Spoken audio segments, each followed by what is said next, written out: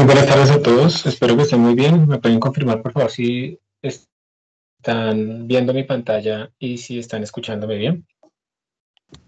No, profe, sí, sí, Buenas le escuché tardes, bien, sí, profe.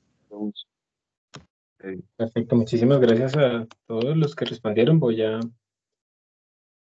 correr aquí un poquito esto. Están viendo como un paralelepípedo, ¿cierto? Como un rectángulo tridimensional, digámoslo así. Sí, profe. Sí, profe. Listo. Esto es simplemente otro programita que yo a veces utilizo para hacer algunas visualizaciones tridimensionales. Yo me imagino que los ingenieros civiles y los mecánicos ya vieron alguna introducción al CAD y tienen cosas de este estilo, ¿sí? Sí, profe. ¿Y ustedes qué programa utilizan ahí, Felipe? En Intro al CAD utilizamos Inventor y CAD. Ok. Bueno, yo aquí estoy utilizando, yo supongo que este es mucho más sencillo que ese software que ustedes están usando. Se llama OpenSCAD. Es sencillo, a mí me gusta porque es muy fácil de utilizar. Digamos que lo que va a hacer es que lo vamos a utilizar para las diferentes métodos, las rotaciones, para que tengamos en cuenta, por ejemplo, que esto de ubicar cuál es el eje de rotación es muy, muy importante. Ya vimos la clase pasada que velocidad angular era un vector y la aceleración angular, que las posiciones angulares como tales no lo eran, porque el vector final de posición angular no lo podemos sacar, simplemente es sumar diferentes posiciones angulares iniciales, porque no era conmutativo. Y otra cosa muy importante que pasa también con las rotaciones es que tenemos que tener muy claro cuál es el eje alrededor del cual estamos rotando, porque ese eje va a cambiar, digamos, la forma en que va a moverse nuestro cuerpo. Entonces, a ver, en este momento yo lo que les estoy mostrando acá, lo que ustedes están viendo, es simplemente un cubito. Entonces, para que ustedes vean qué es lo que voy a comentar todo. Entonces aquí simplemente yo estoy creando un cubo que tiene un lado 10, 15 y 20. Y le estoy diciendo que se centre en el centro. Entonces yo ahí lo organicé y esta es la verdadera figura original, ¿listo? Esto que vemos acá. Ahora le voy a decir que lo rote. Entonces cuando yo lo roto, las rotaciones, y yo les cuento de una vez, de pronto alguno de ustedes va a trabajar con robots después o algo así, las rotaciones se pueden escribir de muchas maneras. Uno la puede escribir diciendo los ángulos a través de cada eje. Entonces yo puedo decirle, por ejemplo, acá estoy pasando un vector de ángulos. Eso quiere decir que va a rotar 90 grados alrededor del eje X. Miren que el eje X es... Pero para que ustedes sepan la dirección de la rotación, ustedes tienen que recordar que cuando uno dice que este eje X es el eje, ustedes lo que tienen que hacer es, por ejemplo, poner su dedo pulgar en la dirección de ese eje. Entonces pongan su dedo pulgar más o menos hacia la derecha. Y si ustedes tienen la palma abierta en este momento y ponen su dedo hacia el eje X y cierran su palma, eso les va a decir la dirección en la que va a rotar. Siempre se rota, la dirección positiva de rotación siempre es contraria a las manecillas de reloj desde el punto de vista del eje de rotación. Entonces díganme ustedes, por ejemplo, esta parte, sí, a ver, lo voy a pintar así. Si este es el eje X, porque aquí dice, miren, este es el eje X. Si este es el eje X, ¿hacia dónde va a rotar esto si yo lo roto 90 grados? ¿En esta dirección, en la primera que estoy mostrando, o en esta dirección? En la En la segunda. segunda. Entonces uno dice que en la segunda, todos dicen que en la primera. Mientras tanto, yo... ¿Qué es mi internet? Chicos, me están escuchando. Temporalmente me quedé sin internet. Sí, profe, pero un poco cortado. Sí, profe. Exacto. Espérense, me voy a salir un momento y voy a volver a entrar. ¿Cómo me escuchan ahora? Mejor, profe. Listo. Gracias. Bueno, entonces, como les venía diciendo, recuerden, para saber en qué dirección va a rotar algo, siempre tiene que rotar en dirección contraria a las manecillas del reloj. Eso es cuando estamos viéndolo de frente, o sea, que el eje está saliendo de la hoja. Pero para que ustedes sepan estas cosas tridimensionales hacia dónde van a rotar, entonces, si a ustedes les dicen, si ya vamos a decir que el eje de rotación va a ser alrededor del eje X, entonces pongan su dedo pulgar en esta dirección para que les quede más fácil, lo voy a poner así. Entonces el dedo pulgar va como hacia a la derecha en diagonal, más o menos, y ustedes cierran sus dedos. O sea, pongan su palma abierta y cierran sus dedos. Esa dirección de cerrar los dedos les está diciendo a ustedes hacia dónde se va a mover. Entonces, esto lo que va a pasar es que se va a mover así en esta dirección, ¿cierto? Miren, mis 4 dedos en esta dirección así, arranco y lo cierro y eso me da el pulgar en esta dirección. Inténtenlo un momentico para que ustedes mismos lo vean. Su dedo pulgar en esta dirección, la única forma en que si tienen la palma abierta, su dedo pulgar en esta dirección, puedan cerrar los dedos es que los dedos cierren en esta dirección. Entonces eso es lo que vamos a hacer en esta primera forma de escribir la rotación. Como les venía diciendo, de pronto alguien que vaya a trabajar en modelación, en robots, en lo que sea, cualquier cosa. Todo esto tiene que ver con álgebra lineal, pero cualquier cosa que requiera como una orientación y una rotación, va a darse cuenta que las rotaciones se pueden escribir así, como rotaciones alrededor de los ejes, o también yo puedo especificar un eje arbitrario, digamos una línea que vaya así, una línea recta en cualquier dirección, y una rotación alrededor de ese eje, que es lo que estamos diciendo acá realmente. O también con unas cosas que se llaman cuaterniones. ¿Alguien ha escuchado esa palabra anteriormente? Cuaterniones. No, profe. Bueno, los cuaterniones son una generalización de los números complejos y permiten también escribir de forma mucho más sencilla y estable las rotaciones, pero eso es una de las que algo así. Entonces, vamos a hacer esta rotación alrededor del eje Profe, X. Voy a no apretar, sé si soy el único, pero todavía te escucho un poco cortado. ¿sí? Esperemos a ver. Es que pueden ser muchas causas. Yo de todas maneras me acabé de desconectar otra vez un poco y ya me volví. En este momento me siguen escuchando entrecortado. No, ya mucho mejor, profe. Sí, yo creo que era porque tenía el micrófono para el otro lado, el de la tablet. Y estaba hablando otra vez de la tablet. Entonces, voy a volverles a comentar lo de la rotación. Miren cómo está en nuestro cubito. Y ahora lo voy a rotar. Ojo, porque cuando ustedes dicen esto, lo estamos rotando alrededor del centro del cuerpo. Del centro de nuestro sistema coordenado en este momento, porque esto está centrado. Entonces, si yo lo hago así, pues miren ahí, rotó y quedó en esta forma. Y ahora le estoy aplicando otra rotación.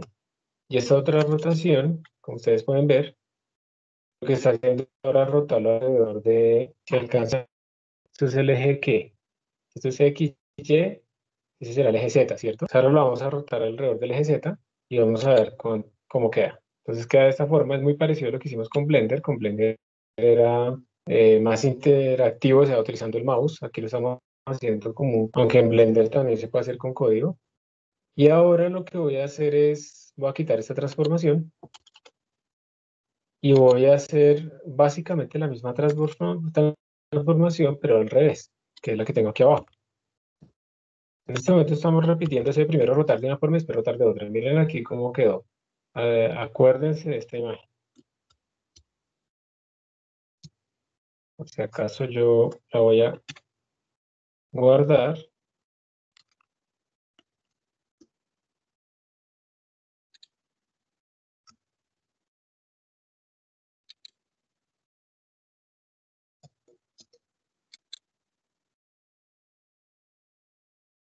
Ahí está. Y ahora vamos a hacer esta otra rotación. Miren, es el mismo cubo, pero primero estamos rotando respecto al eje Z y luego respecto al eje X. Y pues esto es lo que nos da. Entonces miren que quedan diferentes. Es el mismo efecto que habíamos visto en la clase pasada. Simplemente para que ustedes se den cuenta que si yo roto de una forma y luego de otra, no es lo mismo que rotar. Digamos, si yo roto primero de forma A y luego de forma B, no es lo mismo que rotar primero de forma B y luego de forma A. Lo curioso es que si yo hago que esas rotaciones sean muy chiquititas, supremamente chiquitas, infinitesimales, esas sí conmutan. Y cuando hacemos eso, lo que estamos haciendo es realmente generar un vector de velocidad angular. Por eso las velocidades angulares sí son vectores, pero las orientaciones no. Entonces, aquí era simplemente para mostrarles a ustedes ese vector inicial. Ahora, quiero que entendamos qué se está haciendo acá. Entonces, voy a comentar todo otra vez por pasos para que se construya, porque es que estas cosas a mí me parece que es mejor verlas, por eso estoy tratando como de introducir estas visualizaciones para ustedes. Entonces otra vez ahí está nuestro paralelepípedo normal. Vamos a hacer la primera rotación. Entonces ahí va, listo, no hay ningún problema. Nuestra segunda rotación. Entonces ahí va. Y ahora, después de rotarlo, y ojo que este orden es muy importante, después de rotarlo lo voy a trasladar, que es lo que estoy haciendo aquí. Miren, lo estoy trasladando 20 unidades en la dirección del eje X, porque las otras están en 0. O sea que la voy a mover así. Entonces, en resumen, lo que yo hice aquí fue primero rotarlo y luego trasladarlo. ¿Ustedes creen que va a dar lo mismo si primero lo traslado y luego lo roto? ¿Qué es su predicción? ¿Cuál es su predicción? ¿Qué dicen? Yo creo que sí, profe, porque no lo está rotando respecto o sea, respecto a lo que lo desplaza, sino pues lo está rotando independientemente del mismo eje que en este caso es el X. Sí, sí, no, muy bien. O sea, se nota que tú estás teniendo en cuenta que si estamos respecto a qué estamos rotando, o sea, si la clave es esa. Entonces vamos a ver este programa qué convención sigue. Muy bien, o sea, esa es la clave respecto a qué está rotando. Si estamos rotando siempre respecto al centro de nuestra figura y ese no cambia y es inmutable, nos va a dar lo mismo. Pero si es el eje de rotación el que se mantiene quieto y la figura es la que se mueve, entonces estaremos rotando respecto al origen y nos va a dar una cosa diferente. Ya vamos a ver. Voy a aprovechar para pasarles el chat anónimo por si quieren escribir por ahí.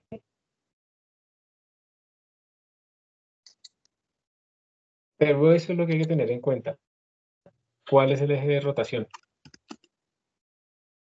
Ya se los copié por el chat oficial, por si acaso. Bueno, entonces esta primera lo que hicimos fue primero rotar, luego trasladar. En esta segunda que vamos a hacer aquí,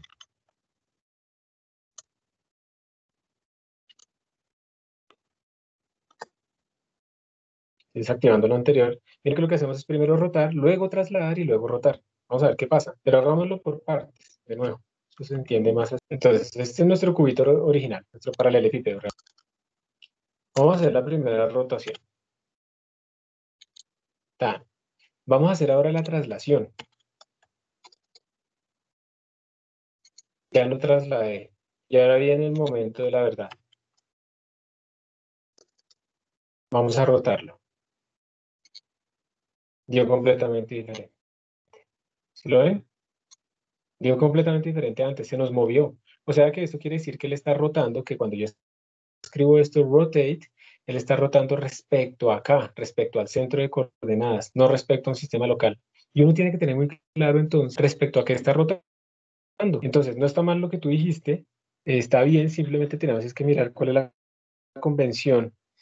Y bueno, uno tiene que ir a mirar las documentaciones de estas funciones para saber respecto a qué están rotando, si es respecto a un sistema local o es respecto a un sistema global. Y eso implica entonces que yo no puedo invertir y esperar que me dé lo mismo, como invertir el orden, cambiar el orden más bien de mis operaciones y esperar que me dé lo mismo. Eso no va a funcionar, eso no está bien, digamos, hay que decirlo así directamente, eso no está bien, eso no nos va a funcionar. Y entonces nosotros tenemos que encontrar una manera de tener cuidado con eso. Ahora les cuento que las rotaciones se pueden representar por matrices, las traslaciones también y todo. Entonces aquí estamos viendo operaciones que no conmutan. O sea, si yo multiplico primero la matriz por la matriz B y luego por la matriz A, eso no me da lo mismo que primero por la matriz A y luego la matriz B. Son operaciones de matrices no conmutativas. ¿Listo? Eso es lo que estamos realmente viendo acá. Y pues para que ustedes vean cómo es importante lo del origen, vamos a hacer una pequeña animación donde vamos a ir haciendo la rotación de este cubito, pero lo vamos a poner aquí en Animate, acá. Pues creo que le hago así. Ah, no, me falta ponerle los FPS, pongámosle por ahí 5 frames per second, y le vamos a decir que haga 1000, ah, bueno, 100. Ahí está bien. Entonces, miren, cuando estamos rotando respecto al origen, el sistema se comporta de una manera completamente diferente. De hecho, así más o menos es que rota la Luna alrededor de la Tierra, porque eso está bloqueado en su cara, entonces miren que la Luna le pasa esto, precisamente que siempre muestra la misma cara alrededor del Sol. Entonces, al final, cuando llega ahí, ha dado una vuelta completa alrededor de la Tierra, perdón. Cuando llega ahí a la posición inicial, ha dado una vuelta completa alrededor de la Tierra y también sobre sí misma, porque miren que la cara también está rotando. Entonces, rotar respecto a un eje externo, también hace rotar el cuerpo internamente. Pero es muy importante tener en dónde estamos nosotros. Si yo por el contrario, a ver, ¿dónde puedo parar esto? Si yo por el contrario cojo este problema y le quito la parte de la traslación y simplemente le digo que rote una vez y luego que rote de otra forma, miren cómo va a cambiar todo. Miren que cuando le quité la traslación, ahora ya simplemente está rotando sobre sí misma. Entonces muchas veces uno lo que tiene que hacer es identificar respecto a qué se está rotando y lo más fácil normalmente es partir el movimiento como un movimiento respecto al centro de masa, digamos. Ese centro de masa se mueve respecto a un origen y luego cómo se mueven las cosas respecto al centro de masa. Esto sería la visión local respecto al centro de masa de nuestro cuerpo y en cambio cuando le metemos lo de la traslación, entonces ahí estaríamos hablando de una visión global de nuestro problema. Ahí. Una cosa es parar centro del cuerpo y ver como si el centro de masa estuviera quieto. En cambio acá tenemos un centro de masa moviéndose y también una rotación alrededor del centro de masa. Y ese es el movimiento más general de nuestros cuerpos. Entonces, muy importante, por favor, para que lo tengan en cuenta siempre, y es que hay que tener en cuenta precisamente cuál es ese eje de rotación. Y bueno, yo aquí puedo cambiar un par de cosas, ¿cierto? Yo puedo, por ejemplo, decirle que rote más rápido. Eso aquí es un poco de mentiras. Yo simplemente le doy más velocidad angular. Está recorriendo más ángulo en el mismo espacio de tiempo. Eso es lo que estamos haciendo realmente, ¿sí? Y entonces esa velocidad angular, pues también va a tener una forma de escribirse. Y como les dije a ustedes, nosotros vamos a restringir a rotaciones en un plano. O sea, así como está haciendo esto. Esto está rotando como en este plano, aunque sea tridimensional, pues está rotando en este plano XY. Y la velocidad angular, pues va en el eje Z. Cierren sus dedos en la dirección que está rotando y el dedo pulgar les va a apuntar hacia donde va la dirección de rotación. Entonces, ojo, importante, el origen. Eso era lo que les quería como recordar acá. ¿Alguna pregunta tienen acá? De pronto ustedes ven que como que se frena un poco en la transmisión, pero es cuestión más bien del internet, de los datos de subida y todo eso. Pero eso es una rotación continua, ¿no? Lo que estamos haciendo, eso es no es que se frene y que la rotación se frene o algo así, o que haya fricción o algo así de ese estilo. Entonces, bueno, ya habiendo recordado eso, yo voy a parar esto acá. Voy a parar cerrándolo. De nuevo, si a alguien le interesa tener estos archivos, simplemente me los pide, yo se los envío, no hay ningún problema. Y ahora entonces vamos a volver a trabajar en lo que es las rotaciones, ¿sí? El modelo de rotación. Y pues bueno, tratar de escribir esas analogías que ya habíamos visto hace un tiempo, volverlas a escribir, recordarlas, pero extenderlas. Las analogías estaban solamente en posición del centro de masa, velocidad del centro de masa, aceleración del centro de masa, y podemos escribir entonces ángulo, velocidad angular y aceleración angular, pero ahora nos faltan energías, por ejemplo, trabajos y momento. Eso fue lo último que vimos en cinemática, digamos, traslacional, dinámica traslacional, ahora tenemos que hacerlo en la parte de rotaciones. Entonces voy a compartirles otra pantalla. En un momentico y abro acá. ¿Me confirma, por favor, que están viendo la presentación? Sí, profe, ahí se ve. Listo. ¿Y me están escuchando bien?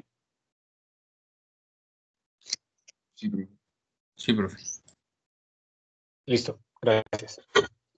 Y bueno, entonces vamos a arrancar. La clase pasada habíamos hablado un poco de estas rotaciones, habíamos hablado también de por qué ella le servía como,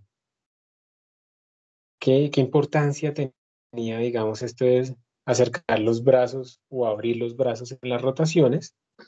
Esto tiene que ver con algo llamado el momento angular y como siempre, cuando algo rota es importante identificar respecto a qué rota, o sea, el eje de rotación, como tenemos aquí en este punto, ese eje de rotación es bien, bien importante y tener en cuenta que ustedes siempre se van a parar como en un punto de ese eje de rotación, digamos, se van a parar en este punto. Y ese punto que tenemos ahí, ese puntico, pues va a estar, cuando ese cuerpo está rotando alrededor de ese puntico va a generar un círculo. Y ese círculo pues tiene un radio R, ¿sí? Que ese radio R pues va a depender de cada punto que yo escoja. Si yo escojo otro punto, entonces va a tener otra distancia, otro R, respecto a mi eje de rotación. Esto siempre tiene que ser 90 grados. Este radio, o sea, distancia que estoy escogiendo con mi eje de rotación, siempre tiene que ser 90 grados. Y pues obviamente este radio va a ir cambiando. Entonces lo que uno tiene es que todos estos pedacitos, no importa el pedacito que yo escoja, todos esos pedacitos van a ocupar, o más bien van a recorrer el mismo ángulo. Listo, no importa en dónde estoy, siempre recorren el mismo ángulo, pero su velocidad va a ser diferente. Entre más lejos esté yo, mi velocidad tangencial va a ser. Creo que también se está demorando mucho en actualizar, entonces espérense, voy a hacer el último intento de salir y entrar en los dos sitios. Ya vuelvo. Cosa tan tenaz. Bueno, listo. ¿Me están escuchando bien? Un poco distorsionado, pero no sé. ¿Ah, sí? ¿Distorsionado? Y Sí, ahora, profe. Un poco mejor. listo. Pero todavía se escucha como distorsionado. Ya mejoró un poco más. No, pero si es un poco, yo necesito que esté bien. Entonces voy a hacer otro intento, otro ensayo. Listo, he hecho muchos cambios. ¿Me escuchan bien? Sí, profe. ¿Y ya se escucha mejor o se escucha todavía con interferencia? Sí, mucho mejor. Lo Listo. mejor, sí. Listo, perfecto. Entonces vamos a hacerlo por esta forma. Ok, muchas gracias. Voy a compartirles ahora sí pantalla acá.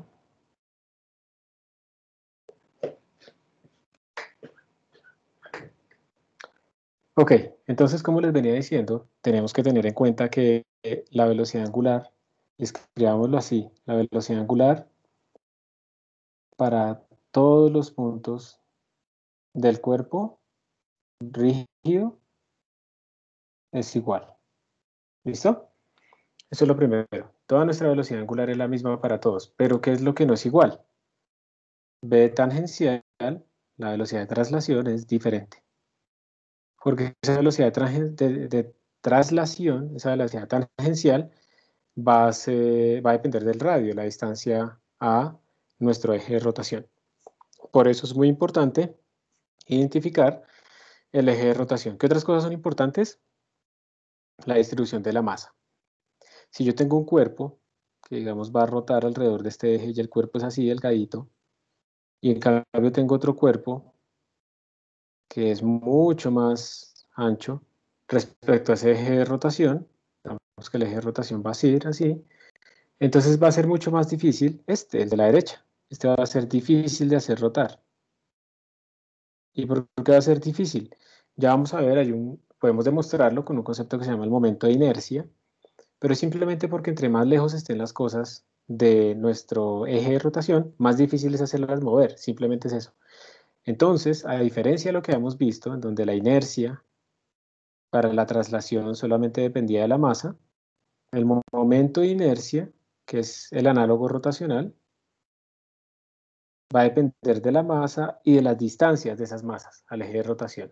Entonces, otra vez tenemos que tener muy en cuenta no solamente la masa, no solamente ese punto pues del centro de masa, sino que tenemos que tener en cuenta también la distancia de cómo está distribuida esa masa respecto a un sistema de coordenadas.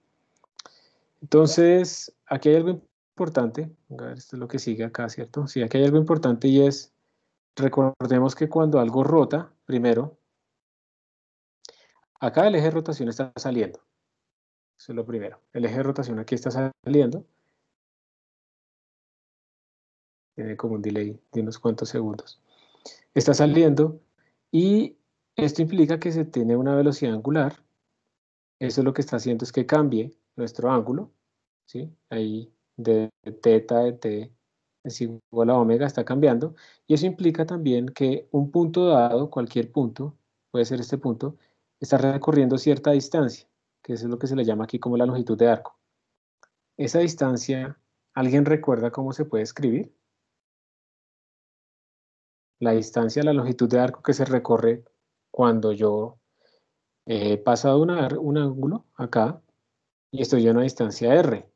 ¿Alguien recuerda cómo se escribía eso? Radio por teta. Muchas gracias. Radio por teta. ¿Qué pasará? Pongámonos más complicados. ¿Qué pasará si eso no es un círculo, sino que es una cosa que es así? ¿Cómo podríamos sacar esa longitud de arco? Esto es más difícil, ¿listo? Esto lo que se hace es partir este pedacito, este pequeña longitud de arco, escribirla, pues se puede escribir como dx al cuadrado, porque esa pequeña longitud de arco se proyecta, implica un dx acá y se proyecta, implica un dy acá. Entonces la longitud de ese triangulito que se armó ahí se armó un triangulito así, que eso es dl. A ver si achicamos esto un poquito. Esto es de x y esto es de y. Esa hipotenusa pues es simplemente de x al cuadrado más de y al cuadrado, esa longitud.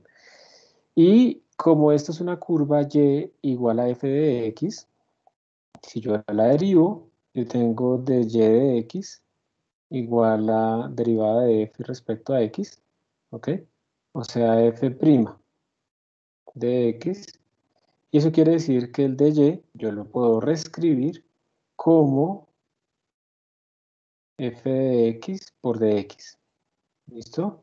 ¿Y eso para qué me sirve? Si yo quiero la longitud de toda esta recta, de toda esta curva rara, entonces yo lo que puedo hacer es decir que voy a sumarlos, ¿no? Sumar todos los dLs. Pero como esos dLs se supone que son chiquitos, se vuelven unos diferenciales. Entonces voy a sumar todos esos dLs y cuando yo sumo muchos dLs, eso se me convierte en una integral. Entonces esta vez se convierte en una integral. Esta es la longitud total de mi arco. Vamos a esperar a que se sincronice. Ah, qué cosa tan lenta. Y no es real, eso es culpa de Teams, porque yo tengo aquí un canal de subida de 100 megas. O sea, esto es realmente el software, la conexión como tal. Bueno, entonces si yo tengo que la longitud total les estoy dando una clase de cálculo, ¿listo? Es dl, y eso yo lo escribí como integral de raíz cuadrada de dx al cuadrado más de y al cuadrado. Uy, no, pero eso está supremamente lento. Estoy esperando a que se actualice porque está muy lento. ¿Ustedes ya vieron la integral completa? Bueno, ahí acabo de aparecer. Entonces voy a hacer un truco. Voy a factorizar, voy a reemplazar esto. Esto que teníamos acá, el de x, lo voy a meter aquí. El de y, perdón.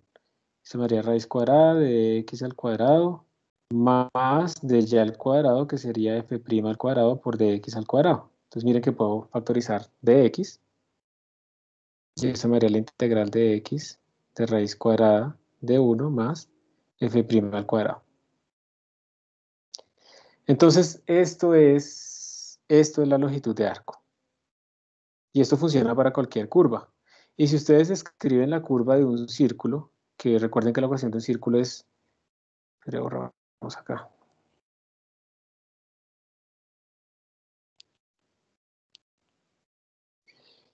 La ecuación que define un círculo es f de x igual a raíz cuadrada del radio al cuadrado menos x al cuadrado. Se define la parte de arriba y esto define la parte de abajo. Si ustedes calculan la derivada y la meten acá y hacen la integral de 0 hasta el radio en x y todo eso, al final de todo ese trabajo les va a dar que la longitud de arco cuando recorren cierto ángulo es r por teta.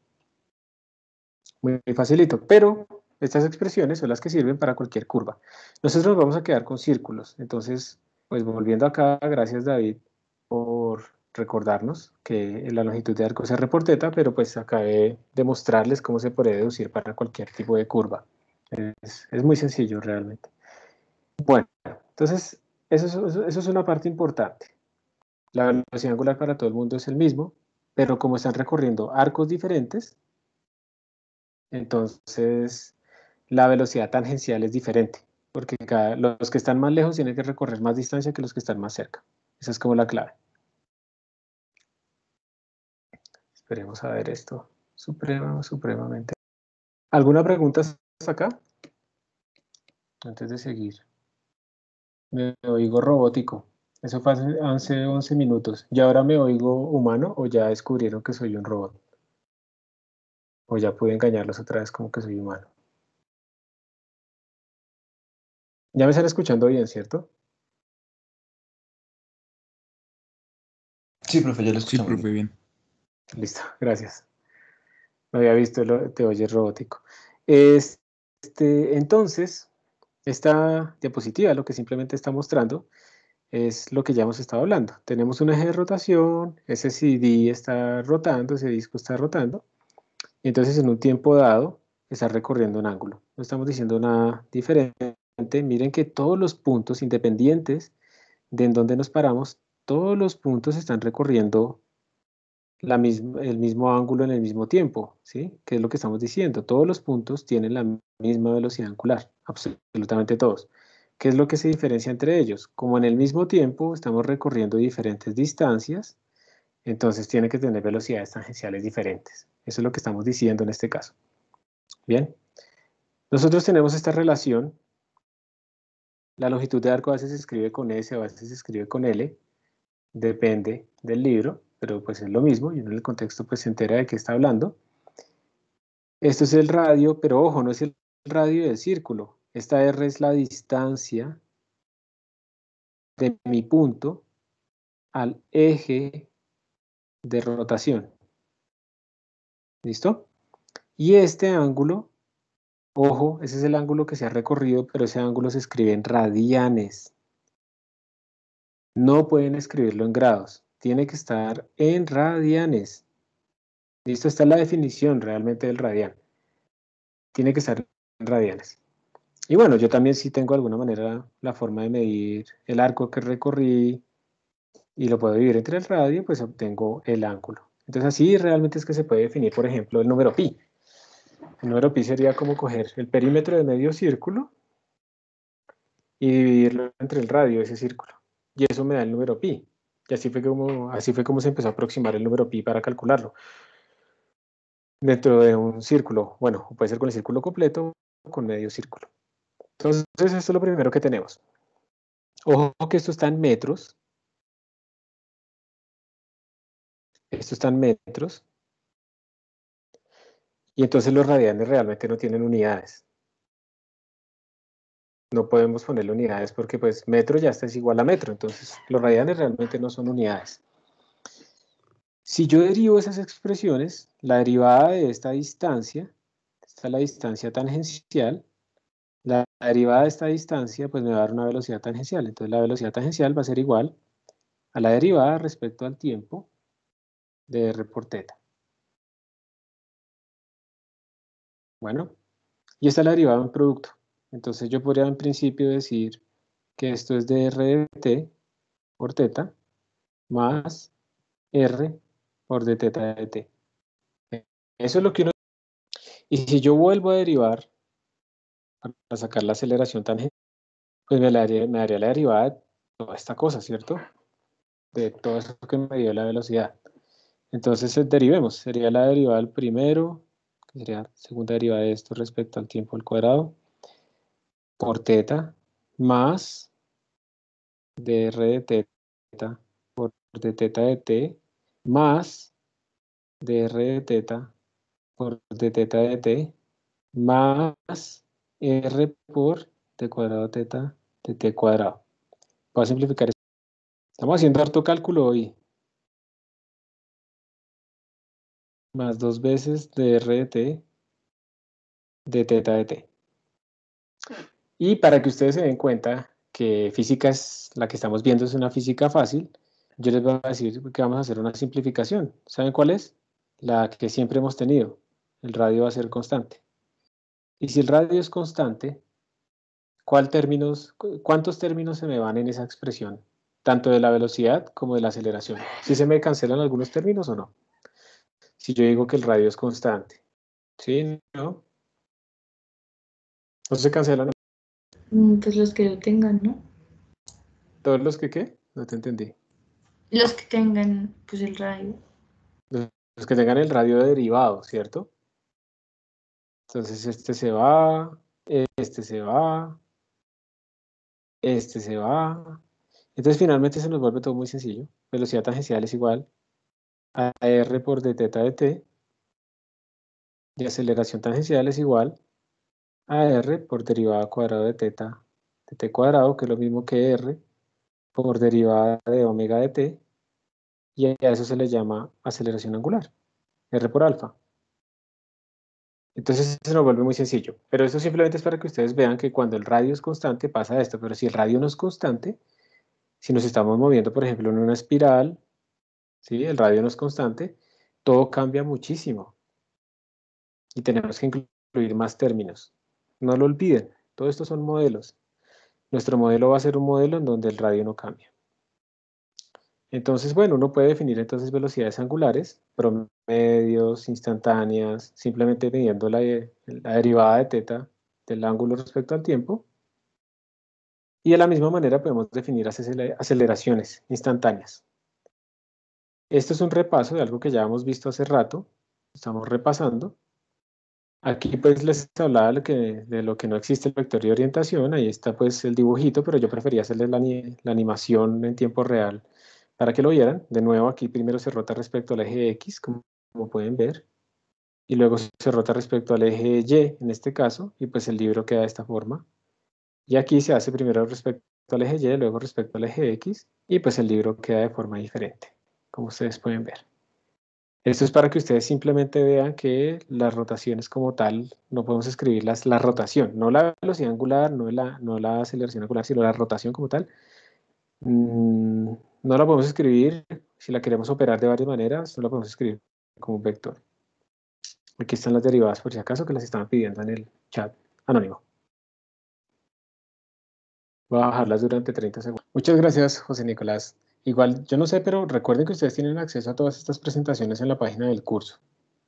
Ahí también tienen todos los PDFs igualitos. Yo los voy sincronizando cada vez que hago cambios. Pero igual, hay que tomar la fotico. Esto es simplemente para que ustedes vean, hay una casualidad muy especial con la distancia que hay de la Tierra al Sol y la relación de los diámetros, ¿sí? Miren que el diámetro del Sol es más o menos 400 veces el diámetro de la Luna, más o menos en tamaño. 400 veces, imagínense el tamaño pues del Sol. Si el Sol estuviera tan cerca de la Tierra como la Luna, se vería 400 veces más grande que la Luna, o sea, cubriría completamente nuestro cielo. Y pues estaríamos bastante cocinados también, si eso pasara. Entonces el Sol es 400 veces más grande que la Luna, el diámetro. Y resulta que también el Sol está aproximadamente 400 veces más lejos de la Tierra que la Luna de la Tierra. Entonces tratemos de pensar cuál es el ángulo que hace la Luna cuando la vemos desde la Tierra. Ese ángulo que hace la Luna, precisamente por estas cosas de la longitud de arco, sería S, esta distancia, este pedacito, ¿sí? Ese es S, sobre el radio, sobre la distancia. Entonces S de la Luna sobre la distancia, digamos, de la Luna a la Tierra. Eso es lo que tenemos. Ese será el ángulo subtendido. Y ahora escribamos el del Sol. Z del Sol será igual pues al S del Sol sobre la distancia del Sol. Y resulta que nos acabaron de decir que precisamente el diámetro del Sol es 400 veces el de la Luna, más o menos. Entonces esto sería 400 por S de Moon. Y que la distancia del Sol es 400 veces la distancia de la Luna. Entonces sobre 400, R de la Luna. Entonces nos va 400 con 400 y miren que esto nos da que el ángulo del Sol es S de Moon sobre R de Moon. O sea que el ángulo del Sol es básicamente igual al ángulo de la Luna. Y por eso es que en los eclipses solares la Luna termina cubriendo al Sol. Si fuera más grande, pues los cubre más. Si fuera más pequeño, pues dejaría un halo. Y resulta que por esta coincidencia, digamos, que puede ser que no, pero no vamos a hablar ahí de cosas raras que no podemos demostrar. Resulta que por estas razones que nosotros, digamos, en un eclipse solar, pues básicamente el Sol queda completamente cubierto por la Luna y nos queda solamente la corona ahí disponible. ¿Listo?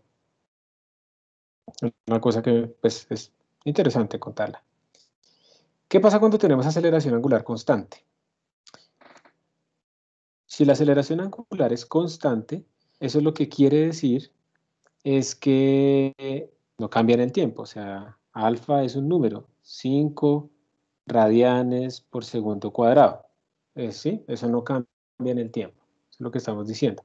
Y en ese caso, pues tenemos movimiento angular uniformemente acelerado. Y ahí aparecen las mismas expresiones que nosotros teníamos de antes.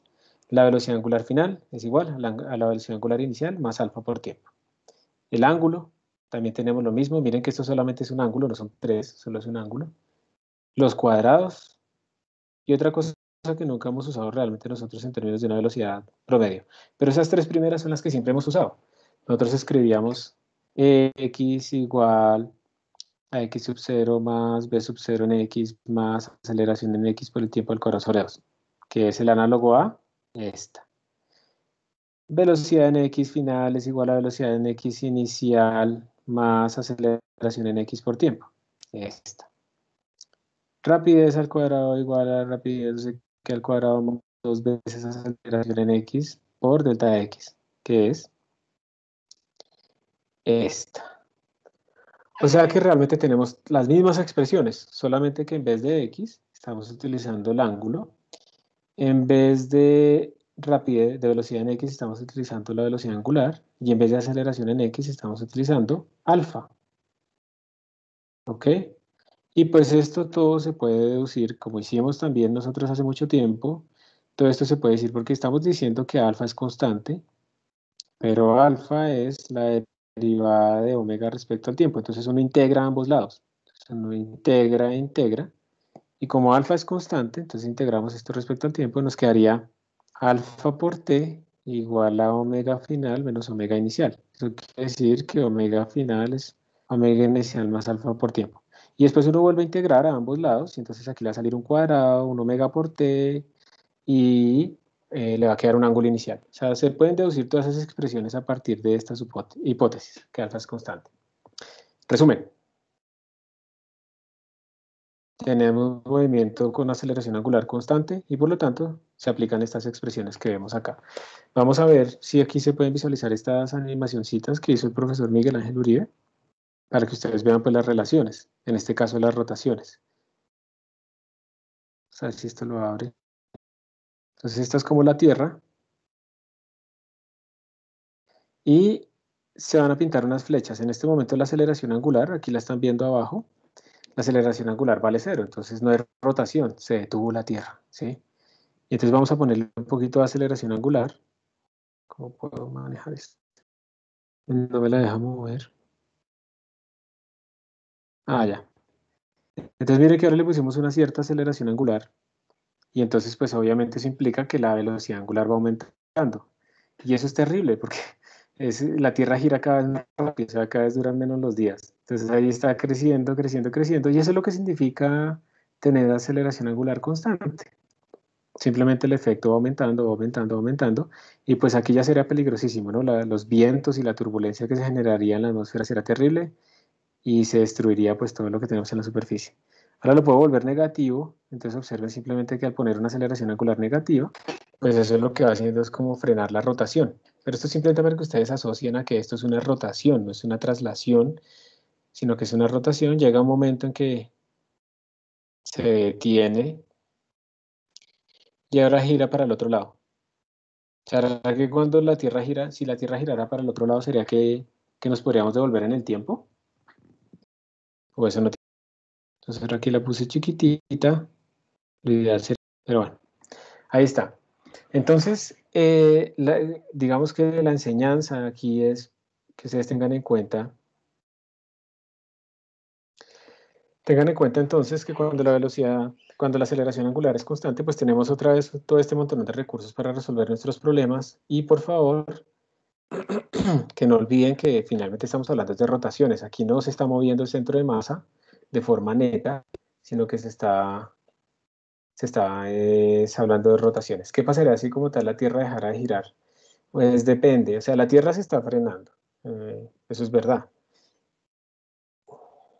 sino que se frena a una tasa tan corta, más bien a una tasa tan lenta, que nosotros no nos damos cuenta y nos morimos si no nos damos cuenta, porque eso pues es a escala geológica nosotros existimos en un parpadeo y ya. Pero la Tierra finalmente se está frenando.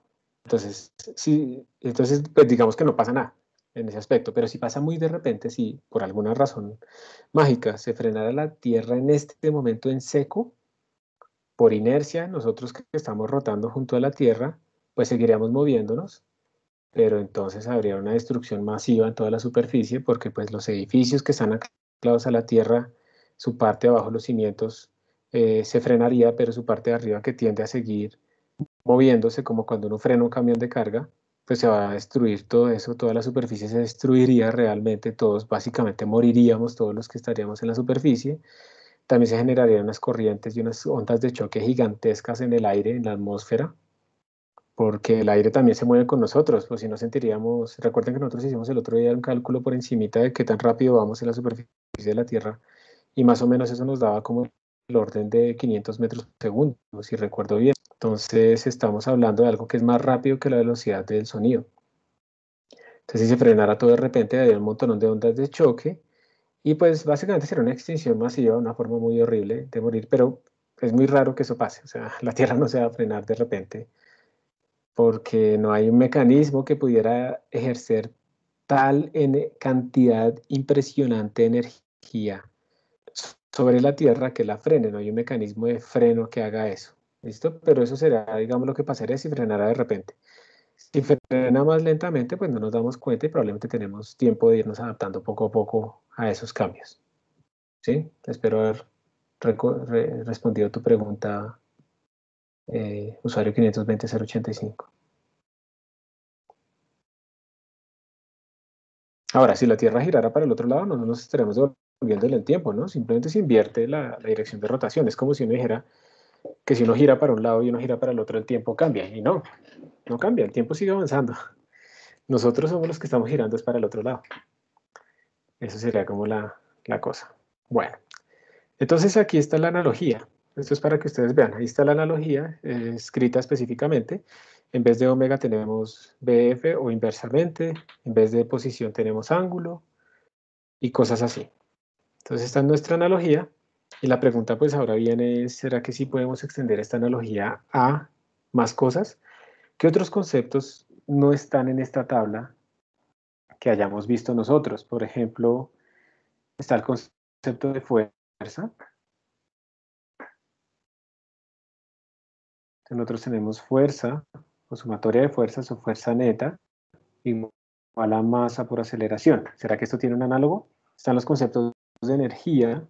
Nosotros hablamos de energía cinética igual a, para una partícula m al cuadrado sobre 2. Eso sería aceleración del centro de masa, velocidad del centro de masa. Energías potenciales pues no tiene que ver con rotaciones, entonces realmente no hay análogo porque se utilizan como tal. ¿Qué más tendríamos? Aunque bueno, sí puede haber una analogía. ¿Qué más definimos? ¿Qué más se me está olvidando? A ver, de lo que hemos hablado nosotros, de lo que hemos estudiado, ¿qué otras cosas hemos estudiado que no estén en esta tabla de la derecha? Ayúdenme. La potencia, sí. Potencia, o sea, el trabajo, ¿cierto? El impulso. Entonces el trabajo, que era la integral de la fuerza en la distancia, el impulso, que era el cambio de momentum, o sea, el momentum también nos falta, que era la integral de la fuerza en el tiempo, nos falta el momentum como tal, m por b. ¿Algo más que se les ocurre que nos falta ahí? O creo que ahí está todo, ¿cierto? O algo más que se acuerden y yo lo haya olvidado. No, perfecto, creo que sí, ya está todo. Ahí está todo, ¿cierto? Entonces, ¿sí? ¿Alguien más iba a decir algo? Ah, sí, el momentum. El momento, sí, eso. Pues el momento en total será el que faltaría, pero lo vamos a hacer individualmente, que sería este que tenemos acá. Entonces, yo creo que ahí está casi todo lo que hemos estudiado, que no es mucho, ¿sí ven? Miren, esto era como el primer corte, esto fue como el segundo corte, y esto es lo que llamamos del tercer corte, cada vez menos. Entonces, la pregunta es, ¿será que tenemos analogías de eso? Y la respuesta es sí, tenemos analogías, pero tenemos que irlas descubriendo. Vamos a ver, yo las voy a escribir ya mismo, las analogías a donde queremos llegar, y después las vamos a ir deduciendo, porque eso no sale solo, eso tenemos que deducirlo. Entonces, en lugar de fuerza, la fuerza lo que hace es que se traslade el centro de masa. Aquí como estamos hablando de rotaciones, en una rotación lo que queremos es que roten las cosas. A eso se le llama torque, o torca, a veces le ponen en los libros, suena raro. Torque, podemos utilizar ese símbolo tau, y ese torque va a ser un vector, que esos también son vectores, ¿no? Ese torque va a ser un vector, vamos a ponerle flechitas aquí a todo esto, para que quede bien. Trabajo su producto punto aquí, o f de x. Y ese se va a escribir como R cruz F. O sea que el torque tiene que ver con las fuerzas, pero también tiene que ver con la distancia desde donde yo aplico las fuerzas. Pero el efecto es el análogo a la fuerza. Si la fuerza lo que hace es que se mueva el centro de masa, el torque lo que hace es que roten las cosas alrededor del centro de masa. Ya dentro de poco vamos a ver el torque. La energía cinética rotacional. Sí hay un análogo, pero recordemos que la masa no es lo único que importa en las rotaciones, sino lo que importa también son las distancias, y eso se mide con algo llamado el momento de inercia. Entonces el análogo sería I por omega al cuadrado. Recuerden que en lugar de la velocidad del centro de masa ponemos omega sobre 2. Vamos a deducir eso después. Ese I, ¿qué es? ¿Cómo se calcula? Trabajo, sí, también se puede hacer. Si el análogo de la fuerza es el torque, entonces el trabajo sería el torque, y en vez de distancia, ángulo. Entonces también tenemos un trabajo. El impulso, que será el cambio de momento angular. El momento angular tiene una L. Y eso será la integral del torque respecto al tiempo. Es lo mismo que hemos visto. Simplemente estamos pasando las rotaciones. Y también tenemos algo llamado el momento angular, que es el análogo al momento de traslación lineal, que es R cruz P, donde P es el momento de traslación lineal. Y con esto ustedes tienen toda la dinámica. Con esto tienen absolutamente todo. Todo lo que hemos visto tiene su analogía. Vamos a ir deduciendo por qué las cosas son así. Pero pilas, porque tenemos que hablar del producto cruz y otras cosas de ese estilo, poco a poco. Pero todo tiene su analogía, y con esto realmente queda escrita toda nuestra cinemática y nuestra dinámica básica en la física mecánica. Entonces, en este momento nos vamos a concentrar específicamente en esta parte, ¿sí? En esta. Y luego, poco a poco, vamos a ir viendo otro tipo de analogías. Entonces, bueno, aquí están las relaciones. Todo esto es como repaso. Yo no sé, me parece que como quitarlo, porque me quita como mucho tiempo, y tal vez es bueno simplemente decirles repasen tal cosa y ya. Aquí tenemos las velocidades tangenciales, las aceleraciones tangenciales. Recordemos que la aceleración tiene dos partes, una radial, una tangencial, y que la aceleración total pues tiene que ver con las dos. ¿Se acuerdan de eso cuando hacemos movimiento circular?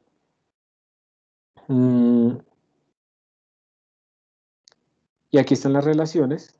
Esto simplemente es para ejemplificar que entre más lejos esté yo de mi eje de rotación, más distancia tengo que recorrer. Entonces esta persona que está allá tiene que moverse mucho más rápido que esta persona que está acá, o mucho más rápido que esta persona que está aquí, porque tiene que recorrer más distancia en el mismo tiempo. Simplemente eso es lo que se está haciendo aquí énfasis. Son las mismas ecuaciones, solamente les quiero hacer esta pregunta acá. Ustedes, digamos, en general saben que es una bicicleta. Así no tengan una bicicleta, pues ustedes han visto esto. Y cuando uno tiene bicicletas, uno tiene pues en los pedales como un disco más grande, y atrás, para la llanta trasera, tiene un disco más pequeño. Entonces, pues aquí lo que nos están diciendo es que, a ver, large sprocket is driven by a pedal or crank arms, no sé qué, haciendo the radius of the large sprocket is R. Entonces nos están diciendo que este radio es R. Nos están diciendo que este radio es R medios. Y nos están diciendo que la llanta que está aquí afuera, la llanta que tenemos, digamos, acoplada, tiene un radio 3R. Ese es nuestro radio de la llanta. Y además, pues esto tiene un radio 2R. Entonces hay algunas preguntas, o sea, las preguntas aquí vienen así. La llanta trasera de atrás tiene la misma aceleración angular que los pedales. También está que si el disco pequeño tiene la misma velocidad angular que el disco grande.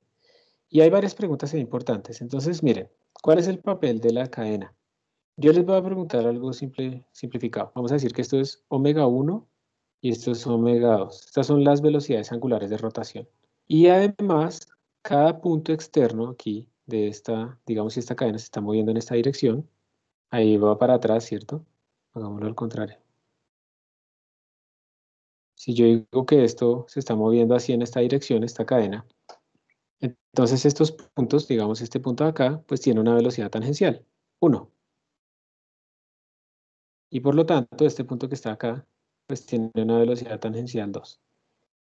Entonces, la pregunta para ustedes es, ¿qué es igual? ¿Omega 1 es igual a omega 2?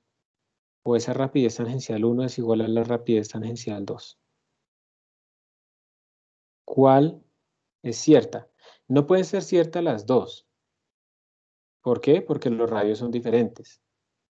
¿Sí? Aquí estamos a R medios y aquí estamos pues a R. Entonces los radios son diferentes. Entonces no pueden ser ciertas las dos. Solamente una de las dos puede ser cierta. Vamos a ver ustedes qué piensan. Les voy a hacer una encuesta en el chat anónimo.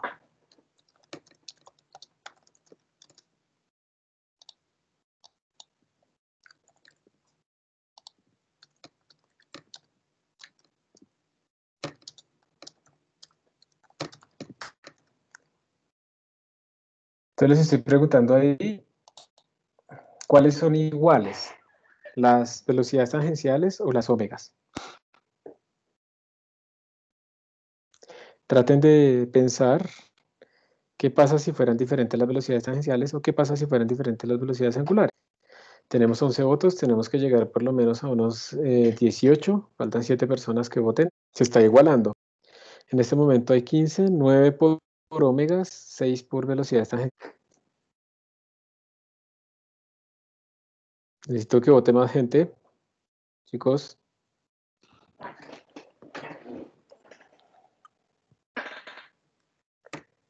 Por si acaso no tiene la dirección.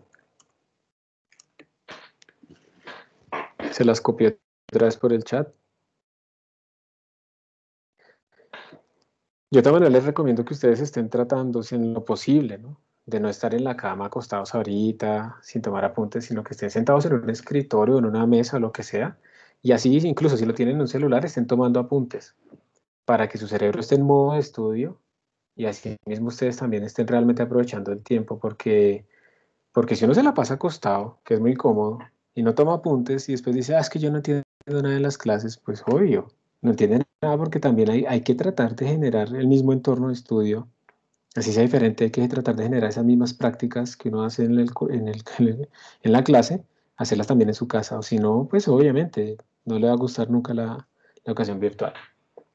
Bueno, ahí están 18, lo vamos a parar ahí, quedó completamente empatado. Hay unos que dicen que son las omegas y otros que dicen que son las velocidades tangenciales. Y cuando queda completamente empatado, lo más probable es que estemos confundidos, ¿cierto? Entonces tratemos de pensar cuál sería el efecto, digamos, que las omegas sean iguales. ¿Cuál podría ser ese efecto?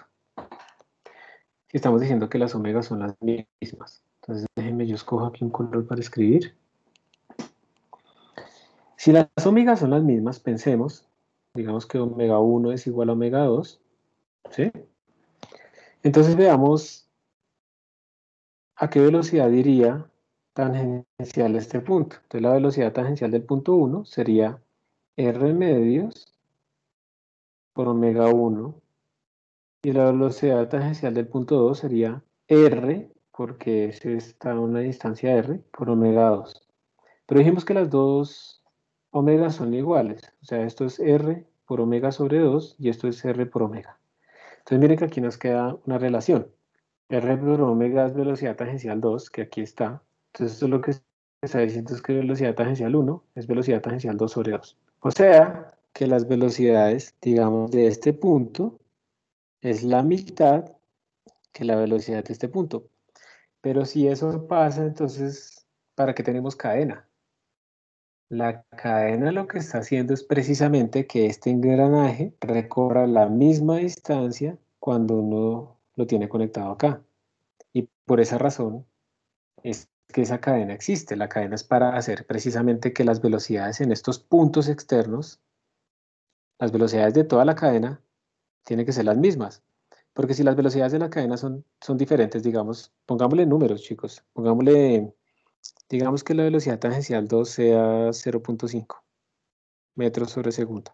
Eso implicaría que la velocidad tangencial 1 es 0.25 metros sobre segundo. O sea, lo que estamos diciendo es que la velocidad tangencial en este punto es el doble que la velocidad tangencial en este punto.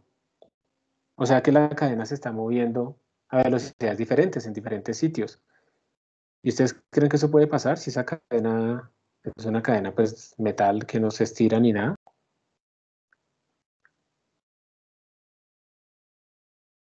¿Cuál será el papel de esa cadena? ¿Será que ese papel de la cadena es de igualar las velocidades angulares o las velocidades? Por ejemplo, si la cadena aquí fuera 0.5 metros sobre segundo y aquí fuera 0.25 metros sobre segundo, pues quiere decir que en algún momento nuestra cadena se está estirando o se está comprimiendo o se rompió. Porque es que la cadena, desde que no cambie de longitud, la cadena siempre se tiene que mover a la misma velocidad. Y como la cadena no está, digamos, la cadena está desenlazada a los puntos externos, ¿sí? La cadena está enlazada a los puntos externos. Entonces lo que tenemos es que lo que es igual, lo que debe ser igual, es las velocidades tangenciales. Este es el papel de la cadena. Las velocidades angulares no pueden ser. Esto es por culpa de la cadena. La cadena está igualando las velocidades tangenciales. ¿Listo? Eso es lo que está haciendo. Y en este caso particular tendríamos entonces la velocidad tangencial 1 es R medios por omega 1 y la velocidad tangencial 2 sería R por omega 2. Se va R con R. Y miren que esto lo que nos está diciendo es que omega 1, la velocidad angular del disco 1, del disco chiquito, es 2 veces la velocidad angular del disco 2. Y esto es lo que quiere decir entonces es que como esta velocidad angular es el doble de la del disco grande, por cada vuelta que yo haga en el disco grande, yo hago 2 vueltas acá. Y los que han montado bicicleta se han dado cuenta de eso, ¿cierto? O sea, si yo enlazo al disco más pequeño, ¿ando más rápido o más lento cuando hago los cambios? Más rápido. Más rápido. ¿Por qué? ¿Por qué más rápido? Porque por cada vuelta que yo haga en mi pedal, hago más vueltas en el disco pequeño, que es el que está anclado a la llanta. ¿Tiene sentido o no? Sí, profe. ¿Listo? En cambio, y entonces, digamos, si yo voy a subir una montaña, ¿cuál es el cambio que ustedes ponen? ¿Lo ponen en un disco chiquito atrás o en un disco grande atrás? En el más grande, pues. En el más grande. ¿Y eso qué quiere decir? Si lo puse en el más grande, quiere decir que por cada vuelta que yo hago en los pedales, hago una vuelta atrás. Es más, hay unos cambios en donde uno por cada 2 vueltas que hace en el disco de los pedales, hace una sola vuelta atrás. Eso es para que uno, digamos, su potencia la pueda distribuir más fácilmente. En cambio, si yo quiero velocidad, si voy en un plano, de nuevo, ¿qué disco pondría? El chiquito. El chiquito, pero eso se siente, ¿cierto? Uno hace fuerza y eso se siente como le toca meter más fuerza para que ruede, ¿sí o no? Sí, profe. Entonces, pilas, hay que siempre pensar cuál es el papel de la ligadura que está ocurriendo, y en este caso el papel de la ligadura es la cadena, y la cadena entonces nos está linkeando, nos está ligando las velocidades tangenciales, que sean la misma, porque si no son la misma, la cadena se habría roto o se estaría estirando, o le pusieron una media velada o una vaina así. No es una cadena de metal que no cambia de forma. ¿Hay alguna pregunta? Acá. No, profe. Listo. Gracias. Entonces, eso era lo que yo quería que quedara claro en este punto. Y entonces ahora sí vamos a hablar de la energía cinética para sacar esta analogía. Y luego nos vamos a hacer un descanso. Si ustedes ven estos dos cuerpos que tenemos acá, estos dos cuerpos están rotando de dos formas diferentes. El cuerpo de arriba está rotando a través de un eje que pasa por la mitad del tubo. Entonces es como coger un esfero. Simplemente piensen en un palo de escoba y lo están haciendo rotar alrededor de su eje. Mientras que el de abajo lo está haciendo rotar alrededor de un eje transversal, como ustedes lo ven ahí. Y esa segunda forma es más difícil, no solamente porque uno se puede pegar en la cabeza si uno no sabe.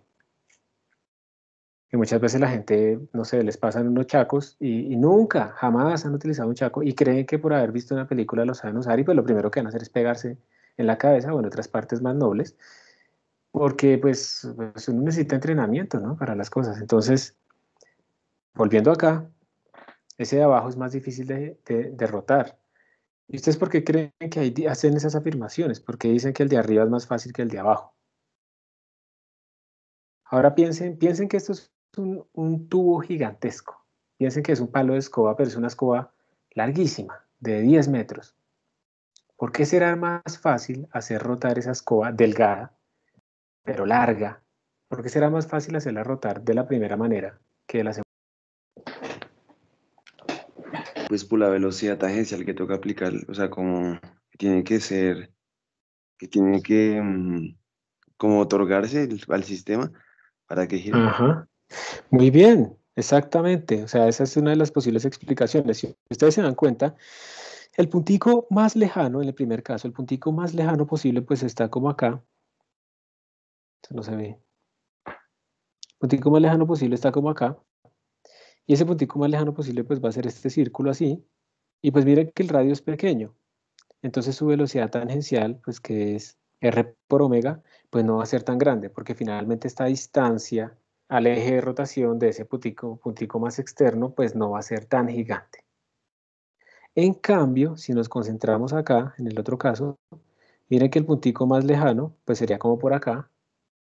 En este segundo caso, esperemos a ver a qué reaccione Teams. Y ese puntico va a ser un radio, pues que un círculo que es así gigantesco. Bueno, eso no parece un círculo, pero es por culpa del dibujo. Va a ser un círculo de radio muy grande, con todo este radio. Entonces va a tener que tener una velocidad tangencial mucho mayor, esta 2, que la 1. Y eso quiere decir que como yo le quiero imprimir una velocidad mucho más grande, entonces ¿qué? Nuestra aceleración más grande tenemos que ver más fuerza, tenemos que vencer una inercia más grande. Entonces aquí es donde se da cuenta uno que porque estas distancias cambian respecto al eje de rotación, las cosas son más difíciles de hacer rotar. Están haciendo una propuesta aquí que si en vez de dar descanso terminamos la clase 10 minutos antes, entonces les voy a preguntar. Y si 2/3 de la clase dice que sí, pues hacemos eso. Hacemos la que ustedes escojan. Entonces vamos a hacer acá. Descanso. ¿Qué prefiere? Descanso. El descanso normalmente es de 5 minutos, entonces sería como terminar 5 o 8 minutos antes.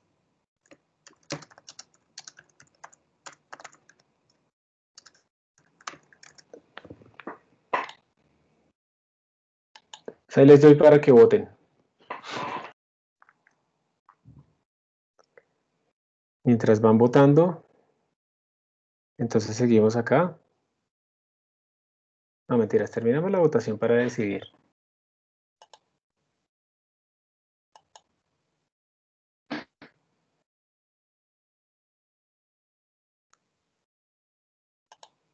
Han votado 18 personas, lleguemos hasta 20 para que sea completo.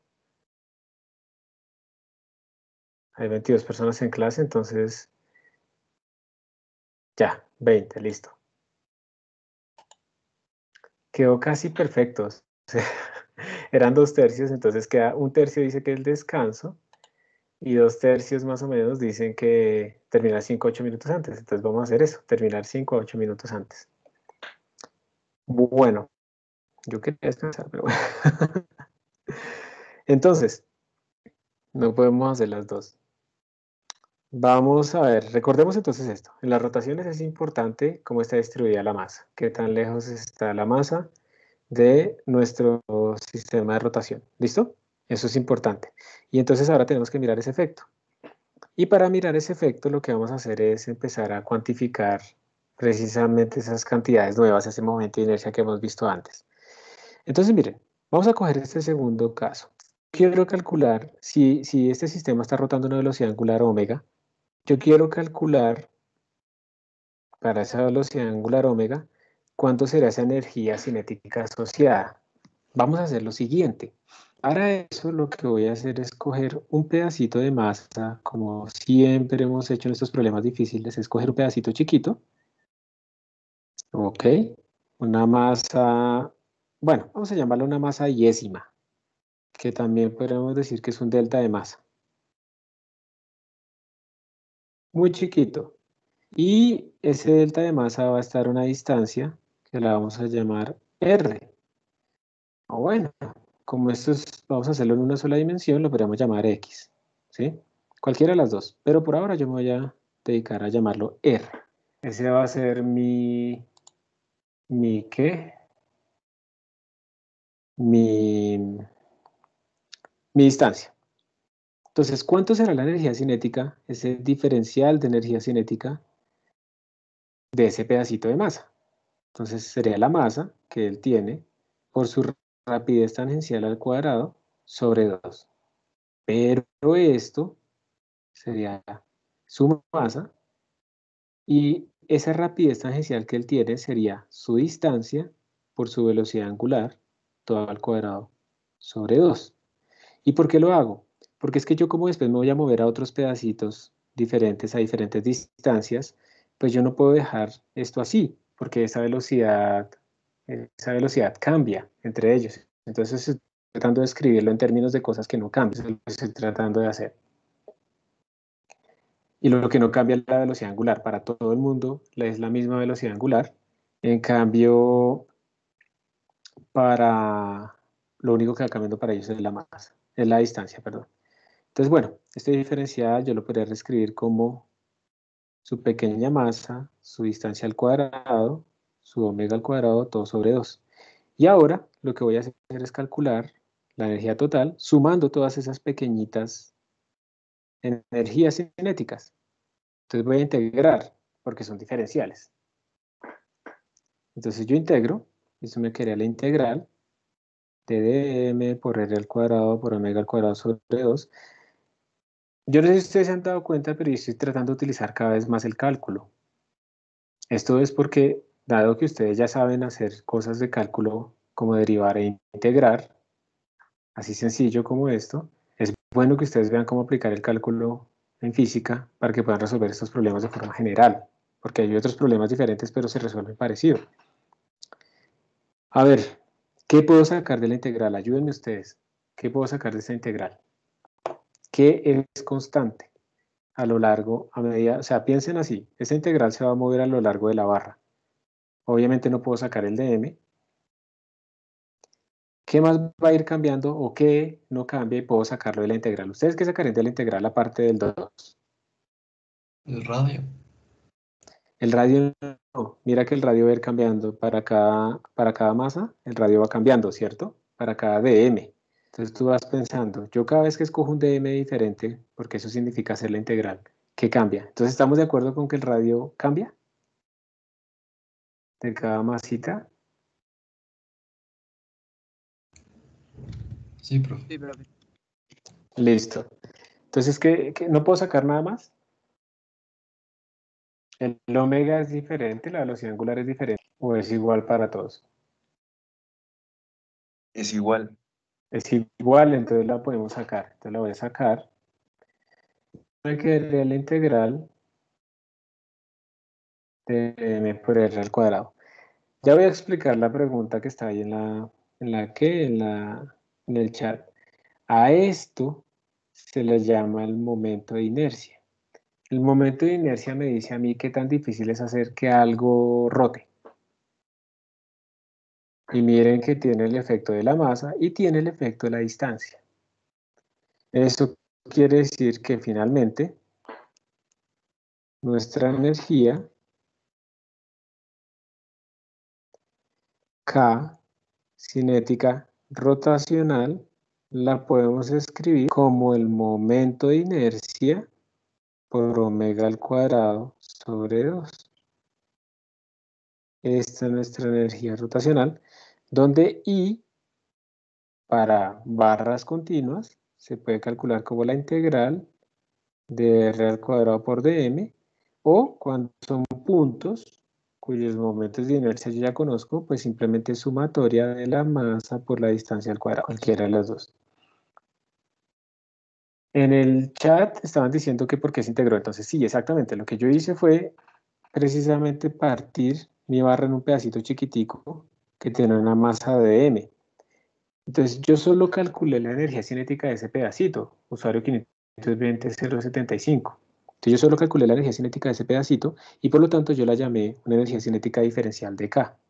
Después de haberla calculado, a mí me falta sumar la energía cinética de los otros pedazos, ¿cierto? Entonces yo tengo que sumar la de ese otro pedacito, la de ese otro pedacito, la de todos los pedacitos. Entonces cuando tú escribes esto, sumatoria de muchas cosas pequeñitas, y eso tiende a cero, o sea, esto se vuelve infinitesimal. Cuando eso pasa, tú tienes cosas que tienden a cero, pero son un número infinito de cosas. Eso se transforma en una integral. Siempre que uno esté sumando cosas muy chiquitas, de tal manera que uno las hace tender casi a cero, no a cero, pero casi a cero, y se llena uno de esas cosas, porque son muchas, eso se vuelve una integral, la sumatoria se vuelve una integral. Entonces eso era lo que estamos haciendo, listo, 520.075. Por eso es que yo no me puedo quedar simplemente con la energía cinética de ella. Yo tengo que sumarla de todas, porque quiero calcularla de toda la barra. ¿Ok? Eso es. ¿Sí? ¿Te queda claro? 520.075. Que está relacionado con la pregunta de 530-537, que es que si ahorita estamos haciendo como si la vara tuviera masas más pequeñas. Exacto. Lo que yo hice fue partir la vara en pedacitos. Recuerden que esa es como la filosofía que siempre estamos haciendo. La partimos en pedacitos, calculamos ahí que es fácil todo, y luego sumamos todas las contribuciones, que casi siempre sumar quiere decir integrar. Entonces finalmente aquí ha surgido de forma natural la definición de energía cinética que habíamos escrito antes en términos de algo nuevo, apareció algo nuevo, que es esto que se llama el de inercia. Este es nuestro momento de inercia. ¿Qué nos dice dificultad para hacer rotar las cosas? Si ustedes ven estas dos barras, ¿cuál tendrá mayor momento de inercia? Entonces, para responder esa pregunta, uno mira, las dos tienen como las mismas masas o la misma distribución de masa, pero hay una que tiene las masas distribuidas más lejos. ¿Cuál es la que tiene las masas distribuidas más lejos respecto al eje de rotación? ¿La primera barra o la segunda barra? Aunque tengan la misma masa. La segunda. La segunda. Entonces la segunda, uno esperaría que la segunda tenga un mayor momento de inercia. Y por esa razón, pues va a ser más difícil rotarla, pero cuando esté rotando, pues va a tener más energía cinética. O sea que para que ustedes se hagan una idea de qué cuerpo es el más difícil de rotar, que implica cuál cuerpo tiene mayor momento de inercia, lo que tiene que ver es cuál cuerpo tiene la masa lo más lejos posible del eje de rotación. Esa es la clave. Entonces, si por ejemplo a mí me pintan un cilindro y otro cilindro con la misma masa, el mismo radio, pero ese cilindro tiene la masa distribuida, o sea, es menos denso porque la tiene distribuida en un volumen, y este otro cilindro solo la tiene en la superficie, ¿sí? Solo la tiene en la superficie, es hueco por dentro, pero tienen los dos la misma masa, obviamente la densidad es diferente, porque pues está distribuida en volúmenes diferentes. Si yo tengo esos dos cuerpos, un cilindro hueco y un cilindro continuo, ¿cuál de los dos tendrá mayor momento de inercia? Teniendo en cuenta que, en otras palabras, ¿cuál tiene la masa en promedio más alejada del eje de rotación. Y no les he dicho el eje de rotación. Vamos a asumir que están rotando alrededor del centro. ¿Cuál tiene la masa más alejada del eje de rotación? El hueco. El hueco. ¿Y saben eso qué significa? Que si uno llega y hace un experimento en donde ponga, digamos, esto en una rampa inclinada, y uno pone aquí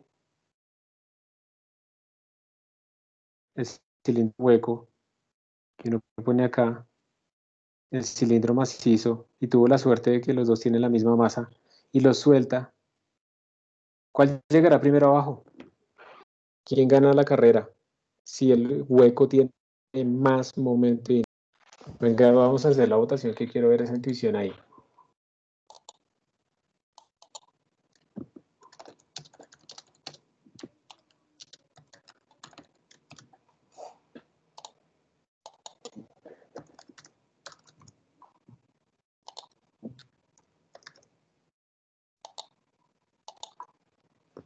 Voten, por favor.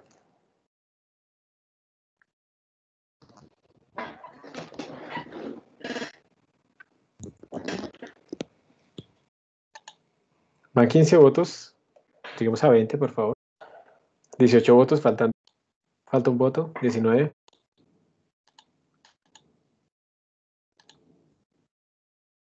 Bueno, pusieron también unos comentarios en el chat wall. Y entonces están diciendo que llega primero el que no es hueco, o sea, el sólido. O sea que este llega acá. Y el otro, pues, todavía está girando por aquí. Y ganó entonces el sólido. En la encuesta ganó por 11 votos, estuvo bastante reñido, ganó por 11 votos el sólido y quedó en segundo lugar pues el hueco con 8 votos. Esta es la correcta. Llega primero el sólido. ¿Por qué? Porque tiene menos momento de inercia. ¿Qué quiere decir eso? Pues que es más fácil hacerlo rotar. Y como es más fácil hacerlo rotar, más fácilmente va a rotar acá. Aquí estamos viendo que hay fricción, la que va a hacer rotar las cosas. Entonces es más fácil hacerlo rotar y por lo tanto pues va a acelerarse más rápido tangencialmente, va a tener mayor velocidad angular, mayor aceleración angular que el otro y entonces va a llegar primero. Estas son de las cosas raras como medio contraintuitivas un poco, pero aquí es donde es importante siempre pensar en el momento de inercia. El que tenga la masa más lejos en promedio del eje de rotación va a ser más difícil de rotar. ¿Listo? Entonces aquí aparecieron estos dos conceptos importantes, nuevos, que tienen varios impactos. Ahorita nos vamos a gastar un tiempo como calculando momentos de inercia y diferentes cosas, pero quiero escribir de una vez otro de los impactos importantes. Apareció una nueva energía rotacional cinética. Y eso quiere decir que ahora nosotros tenemos lo siguiente. Anteriormente nosotros decíamos que la energía mecánica total era igual a K más U, donde K era para una sola partícula m por v al cuadrado sobre 2, y pues U era gravitacional o elástico, lo que sea. ¿Sí? Eso era lo que teníamos anteriormente. ¿Listo? Ahora resulta que esto es lo mismo, K más U, pero K ahora tiene dos contribuciones. M por v al cuadrado sobre 2, ese es el movimiento del centro de masa, la traslación del centro de masa, y hay que sumarle I por omega al cuadrado sobre 2, que esta es la rotación alrededor del centro de masa, más U.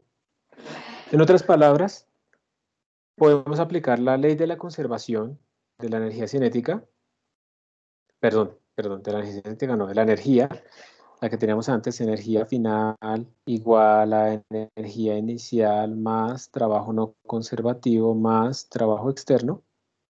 Obviamente la conservación de la energía sigue siendo válida, pero hay que sumarle, hay que incluir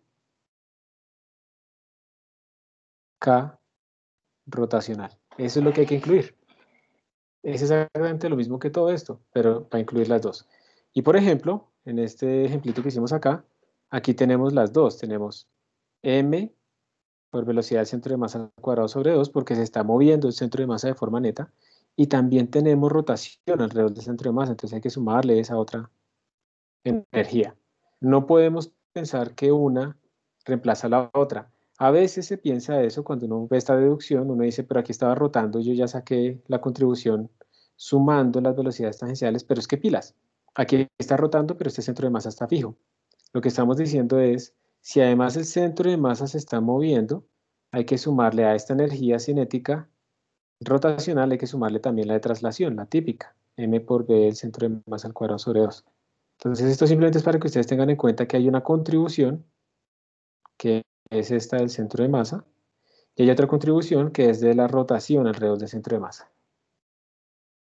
En el chat anónimo está preguntando que por qué el momento de inercia en el objeto en hueco es mayor, porque la masa está lo más lejos posible del eje de rotación. Entonces lo voy a pintar acá. Disculpen el dibujo. Ya entienden por qué prefiero utilizar Blender, ¿no? Entonces, digamos que en ese ejemplo que hicimos están rotando alrededor de este eje.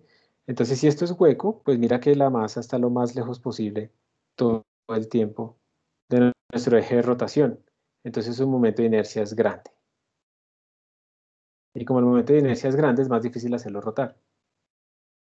En cambio, si yo tengo un cuerpo sólido de la misma masa, para que sea más fácil la comparación, si este cuerpo es sólido completamente, quiere decir que es menos denso, porque la misma masa se distribuyó en un volumen mayor. Mira que no todas las masas están lejos. Hay unas que están lejos, eso es cierto, pero hay unas que están cerca también. Entonces este momento de inercia es menor y por lo tanto es más fácil hacerlo rotar. Listo, 520.082. Listo. Bueno, entonces se aplica la conservación de la energía. El trabajo no conservativo normalmente pues va a ser el de la fricción. Aquí hay unas cosas raras que ya vamos a hablar más adelante. Y ya. Entonces aquí está la misma deducción de antes. Miren que lo que se hizo fue partir como en pedacitos las barras e ir calculando sus energías cinéticas locales. Luego reescribir esto en términos de velocidad tangencial. Lo mismo que hicimos antes. Y luego dejar todo lo que es constante a un lado y dejar todo lo que no lo es a otro. Y se define el momento de inercia. Entonces, de nuevo la misma cosa, ¿no? Si son punticos, si son discretos, si son masas puntuales, si yo puedo identificarlo como masas puntuales, pues queda en sumatoria, y si no, pues tengo que hacer una integral. ¿Sí? Eso es lo que hay que hacer.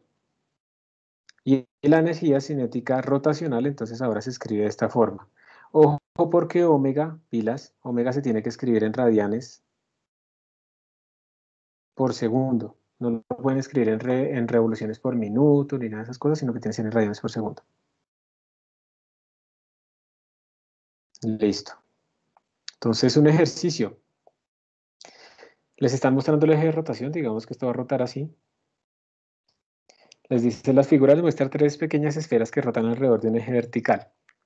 La distancia perpendicular entre el eje de rotación y el centro de cada esfera se está dando. Miren que las esferas se pueden como considerar, para este problema se pueden considerar como puntos.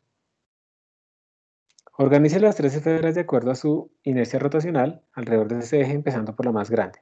Entonces tienen que calcular el momento de inercia de la primera esfera, de arriba hacia abajo, de la segunda esfera, de la tercera esfera, y decir cuál es el más grande, el que está en la mitad y el más pequeño.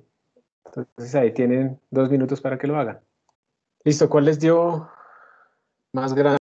A medio que todas eran iguales. Bueno, vamos a calcularlos. Y 2 y 3. Recuerden que el momento de inercia cuando es una partícula discreta que no hay que integrar ni nada de eso, pues es simplemente la masa por la distancia al cuadrado, donde es r la distancia al eje de rotación. Entonces en este caso sería, para la primera partícula de arriba hacia abajo sería 1 al cuadrado por 36. Nos da 36 kilogramos metro cuadrado. Para el segundo sería masa, que es 9 por la distancia al cuadrado, que será 2 al cuadrado, o sea 9 por 4, Y en efecto nos da 36 kilogramos por metro cuadrado. Y para el tercero sería la masa, que es 4 kilogramos por la distancia al cuadrado, que sería 3 al cuadrado, ya está en metros. 4 por 9, y esto nos vuelve a dar 36 kilogramos metro cuadrado. Entonces, definitivamente todos dan igual. Y esto es para que ustedes vean que para que el momento de inercia sea el mismo, no se necesita que la masa sea la misma. Se necesita es que ese producto de m por r al cuadrado sea igual. Miren que de hecho, este es un ejemplo un poco de un cilindro hueco y un cilindro lleno. Esto es como, como un cilindro lleno donde toda la masa está muy cerca. Y esto sería un cilindro hueco, pero entonces la masa que uno tiene allá más lejos se compensa siendo más pequeña y entonces uno podría empezar a comparar. Pero digamos que, olvidémonos de esa analogía, más bien me parece que de pronto los confundo más. Simplemente tengan en cuenta que para poder comparar los momentos de inercia hay que comparar la masa y la distancia, ambas cosas. ¿Ok? Bueno, aquí se están haciendo como preguntas similares respecto al momento de inercia. Entonces, ¿cuál tendrá la mayor energía cinética rotacional? Entonces, a ver, una sección de tubería hueca y un cilindro sólido tienen el mismo radio, masa y longitud. Mismo radio, misma masa y misma longitud. Ambos giran sobre sus ejes largos con la misma rapidez. Es exactamente los mismos problemas que hemos venido haciendo. ¿Qué objeto tiene la mayor energía cinética rotacional? Si esta es la energía cinética rotacional y ambos tienen la misma rapidez angular, ¿cuál de los dos tendrá la mayor energía cinética? ¿El hueco o el sólido? O no se puede saber sin que nos den los números. ¿Qué dicen ustedes? Profe, ¿podría repetir la pregunta, por favor? Tú tienes un cilindro, sí, un cilindro que es hueco y un cilindro que es sólido, ambos con la misma masa, el mismo radio, y están rotando con la misma rapidez angular. ¿Cuál de los dos tiene mayor energía cinética? El que no está hueco. ¿El que no está hueco? Yo diría que ¿Todos el de que está acuerdo? hueco. Bueno, vamos uno y uno. Necesitamos a alguien que desempate. Yo diría que tendrían la misma. Uy, estamos en un triple empate de 3 opciones. Está mayor, menor o igual. Necesitamos a alguien que desempate. Aquí dijeron igual, desempataron con igual. Entonces resulta, miren lo que nos están diciendo. Nos están diciendo que esto es igual para ambos. Obviamente el 1/2 es igual para ambos, entonces lo único que cambia será el momento de inercia. Pero ya dijimos que el momento de inercia del hueco es mayor que el momento de inercia del sólido. Y si eso pasa, entonces al multiplicar, el momento de inercia del hueco, perdón, la energía cinética del hueco nos va a dar más grande que la energía cinética del sólido. Precisamente, como hacer rotar al hueco es más difícil, una vez ya esté rotando, pues va a tener más energía, le metemos más trabajo a ese sistema. ¿Por qué? Porque el momento de inercia del hueco es más grande que el momento de inercia del cilindro sólido, con la misma masa y el mismo radio. ¿Entendés? Sí, profe. ¿Sí? Listo. Entonces, no olviden eso. Si ustedes miran este sistema, ¿cuál de las dos formas de hacer rotar esos bastones de porras será el que tiene mayor momento de inercia? ¿La forma A o la forma B? Porque el momento de inercia cambia. Eso también es importante resaltarlo. El momento de inercia como es, en este caso de masas puntuales, sería m por r al cuadrado. Miren que yo lo puedo cambiar. La masa nunca cambia. Pero el momento de inercia sí puede cambiar porque la distancia puede cambiar porque yo puedo escoger otros ejes de rotación. Entonces aquí están pidiéndome que repita lo del tubo. Voy a volverme un momento. Entonces de nuevo, estamos hablando otra vez del mismo ejemplo que hemos hecho. Cilindro hueco, cilindro sólido, la misma masa, el mismo radio y la misma velocidad angular.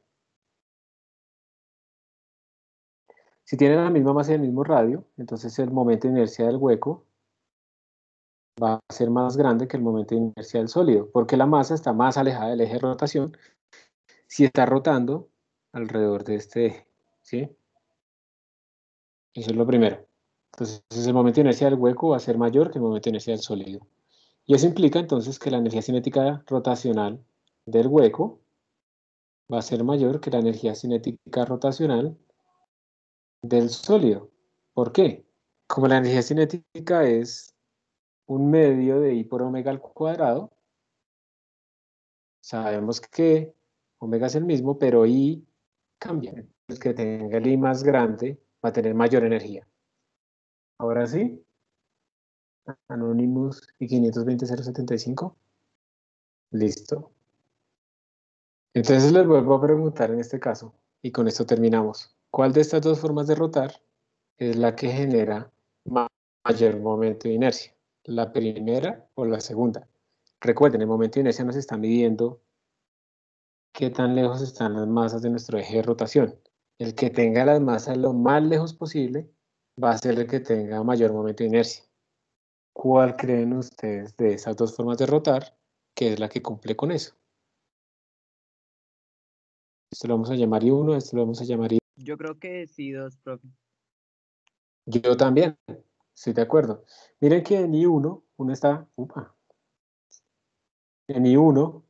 está básicamente anulando el efecto de estas masas porque están sobre el eje de rotación, o sea, su distancia es 0, entonces solamente nos interesan estas dos distancias. Mientras que en I2, todas están alejadas del eje de rotación. Y entonces todas contribuyen al momento de inercia y va a ser más grande I2 que I1. Y eso es lo que vamos a calcular después. Entonces con esto terminamos. Muchas gracias por su atención. Voy a dejar de grabar y nos vemos entonces en la próxima clase. Chao, profe, gracias. Vale, luego, profe, profe. gracias. Chao, profe, gracias. Vale, que estén bien.